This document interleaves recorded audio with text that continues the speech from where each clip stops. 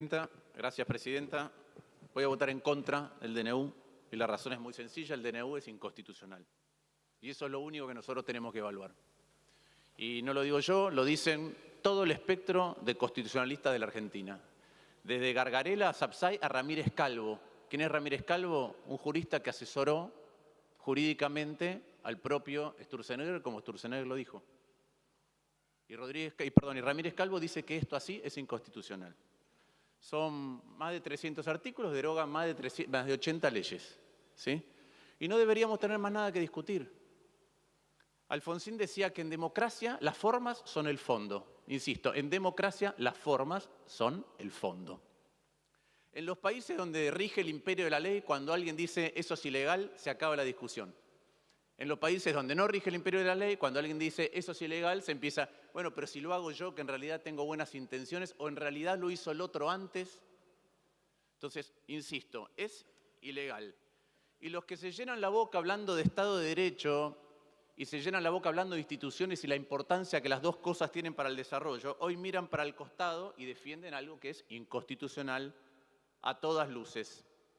Y lo pueden justificar en algunos casos por convicción, porque las mutaron, en otros por conveniencia, en otros por temor, porque este es un presidente y un gobierno que amedrenta y atemoriza, que amenaza, o también porque el fin justifica los medios, ¿sí? Y no es de ahora. Voy a leer algo que dijo Aníbal Fernández en ocasión de los decretos de Néstor Kirchner. Así está en la Constitución, ¿por qué no se va a usar? Además de la necesidad y la urgencia, también se incluyó la conveniencia como factor para usarlos. Mentira, lo acaba de reconocer el senador preopinante. Ahora lo dice Sturzenegger, dijo en una entrevista, el gobierno no mandó las medidas al Congreso porque la idea es mostrar una imagen de cambio de régimen. Bueno, la conveniencia no está entre los elementos para decidir qué curso se toma, si una ley o si me conviene mandar un DNU. Hay fallos de la Corte, ¿sí? Para la admisión del ejercicio de facultades legislativas por parte del Poder Ejecutivo corresponde descartar criterios de mera conveniencia, puesto que la Constitución no habilita elegir discrecionalmente entre la sanción de la ley o un decreto. En otros fallos, cabe descartar de plano, como inequívoca premisa, los criterios de mera conveniencia del Poder Ejecutivo. Entonces, los que avalan esta herramienta hoy o antes, a cualquier costo, en el fondo están creando un monstruo. ¿Qué monstruo? Imagine, el que está escuchando, que imagine el presidente o la presidenta que más aborrece, al que más miedo le tiene. Imagine que esa es la persona que ahora está en el poder. Imagine que ahora puede usar este DNU en contra de todo lo que uno cree. Bueno, eso es lo que está pasando. Y eso es lo que tenemos que votar. Entre 1853, al presidente que le gusta irse para el pasado, y 1989 hubo 30 DNUs. En 146 años, 30 DNUs. Desde julio del 89 hasta el año 94, es decir, con Menem, ídolo del presidente, y hasta la reforma de la Constitución, hubo 308 en 5 años. 308 en 5 años. Con Néstor Kirchner y Cristina Fernández de Kirchner hubo 318. Entonces también, sí, cuando escucho ciertas cosas, se avalaron comportamientos que ahora se niegan. Algunos pensamos y creemos que nunca es un buen momento para avalar esos comportamientos. Ahora es cierto, la reforma del 94 incorporó el DNU para acotarlo, como dijo el diputado preopinante, para acotarlo. Puedo leer acá, tengo convencionales constituyentes, García Lema, Quiroga Lavie, Ramón Mestre, Maqueda, Iturraspe, el que quieran. Lean lo que dijeron, ¿sí? Lean lo que dijeron. ¿Qué hacen falta? Circunstancias excepcionales, ¿sí? Podemos leer también qué son las circunstancias excepcionales de acuerdo a la Corte. No son nada de lo que el DNU, el propio DNU, nos dice cuál es la necesidad y la urgencia en los considerandos. Que exista imposibilidad de trámite ordinario. Bueno, podría haber llamado en la convocatoria extraordinarias a tratar una ley espejo, como le pedimos inicialmente en el radicalismo, no lo hizo. Presentó la senadora Lozada, el diputado Tetaz, ley espejo porque el oficialismo no lo presentaba, no se trató. Hay una miríada de proyectos que van en la línea de muchas de las cosas que se hacen en el DNU, no se tratan ninguno. Otra vez, no es la conveniencia, no es que a alguien le gusta ir por esa vía porque le parece más fácil, porque no quiere discutir, porque no quiere debatir. Y hay otra cosa muy importante, que es la transitoriedad. La Corte ha rechazado DNUs donde lo que se hace es una modificación permanente de las cosas, porque si hay necesidad de urgencia, tiene que ser una medida transitoria para resolverlo. Después viene el trámite ordinario. Es decir, no hay circunstancias excepcionales, no hay imposibilidad de trámite ordinario y no hay transitoriedad. Entonces el DNU es inconstitucional. Y aquellos que se visten con Alfonsín, ¿sí?, recomiendo que lo lean. No hace falta que lean los libros, pero voy a decir lo que Alfonsín dijo en la Convencional Constituyente. Dijo, este sistema de ideas, que era lo que estaban debatiendo, resta fuerza al presidencialismo argentino.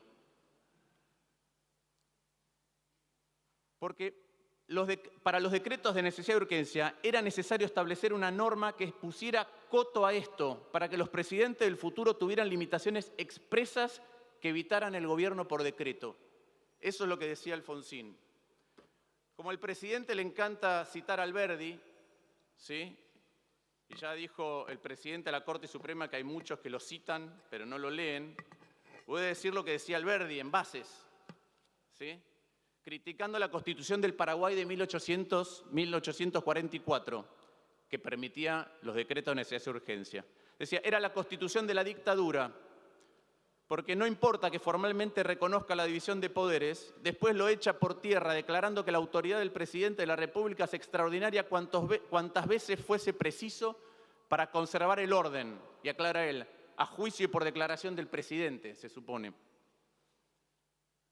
Entonces nosotros queremos debatir temas, porque ya sabemos que la Argentina está mal y que requiere reformas en todos los frentes. Queremos una sociedad moderna de iguales y para eso necesitamos un Estado que sea eficaz y sensible, lo hemos dicho un montón de veces, ¿sí? Estamos a favor de eliminar gastos, estamos a favor de eliminar regulaciones, todas aquellas que no le rinden ningún beneficio a la gente, así podemos bajar impuestos. Ahora, insisto, ley espejo, hay 2 presentadas en las 2 cámaras, no lo quieren tratar. ¿Está la comisión trabajando? No sé, hubo que emplazarla para que se conformara la comisión, hubo que emplazar al presidente de la Cámara de Diputados para que se conformara. Ya van 3 sesiones. ¿Qué debatieron? Nada. ¿Invitaron funcionarios? ¿Vino alguno? No vino ninguno. La verdad es que no deberíamos discutir ninguna otra cosa que no sea la constitucionalidad. Pero discutamos el resto, ¿sí? Perfecto. Nosotros hemos presentado proyectos para eliminar el registro automotor, para asegurar la esencialidad de la educación, para la reforma laboral, para la eliminación de las jubilaciones de privilegio, para hacer otra fórmula de ajuste para los jubilados para que no pierdan poder adquisitivo. Nada de eso se trata. Vayamos a otra cosa del contenido. Reforma laboral. Estamos todos de acuerdo. Inclusive la expresidenta Cristina Fernández de Kirchner, un poco tarde, ahora dice que sí, que hay que hacer una reforma laboral. Entonces, se ve que hay consenso para hacerlo. Esta reforma laboral así tiene cosas buenas y cosas malas, la del DNU. No podemos debatirla como corresponde, parece que no.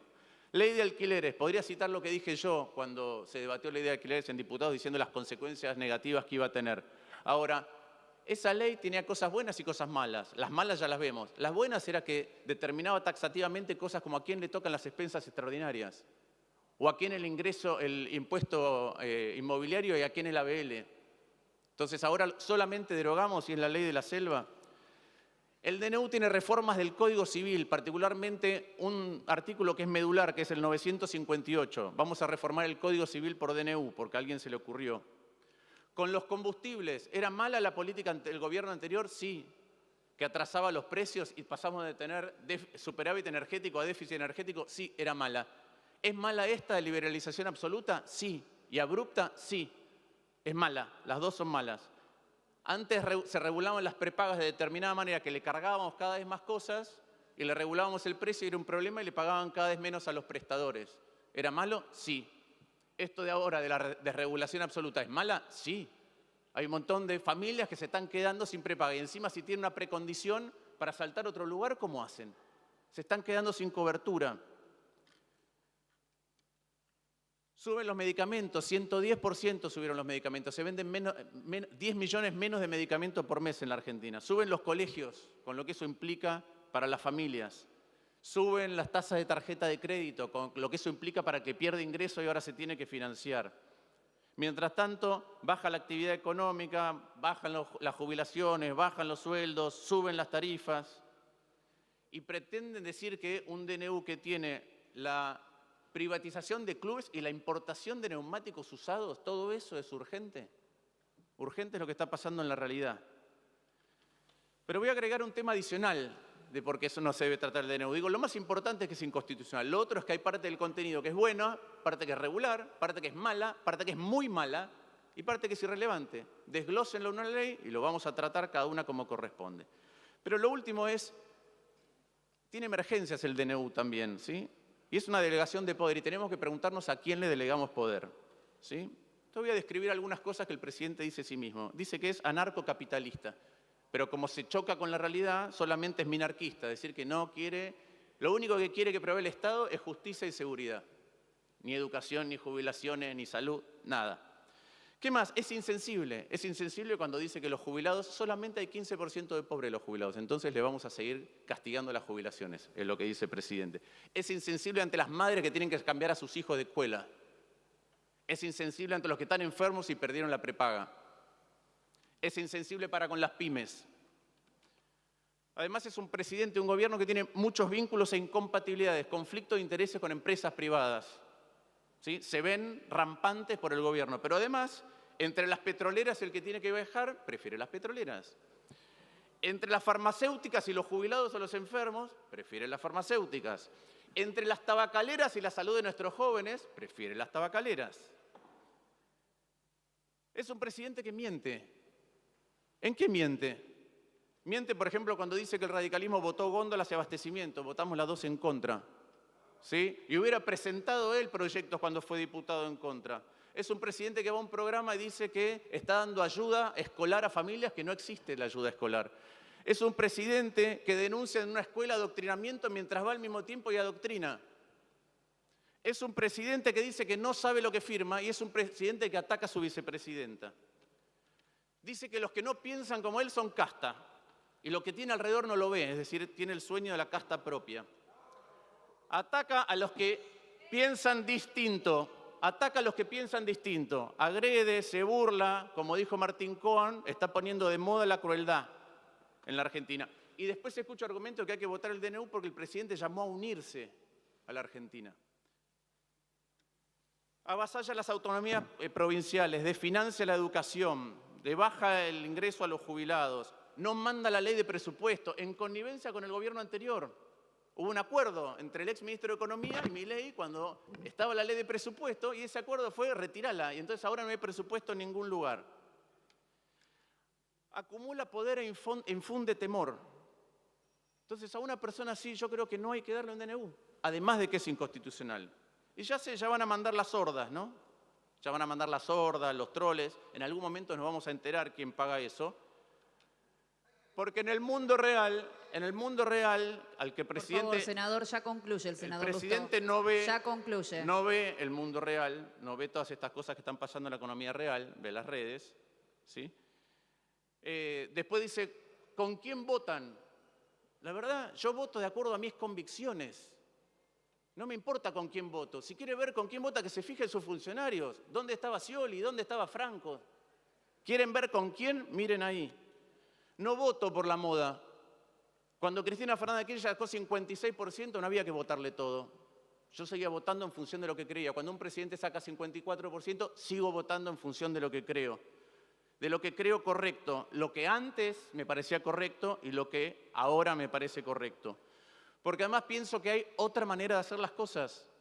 Que la que propone el presidente no es la única, que está llevando un dolor excesivo. Es cierto, ¿sí? Tenemos que hacer reformas muy profundas, pero que sean debatidas y sustentables, no una revolución incierta. Y podemos hacer las cosas bien para no volver atrás. Podemos dinamizar la economía, hacerla moderna y competitiva. Senador. Pero no a los golpes, no a los enojos, sino con un verdadero diálogo. Por eso voy a votar en contra.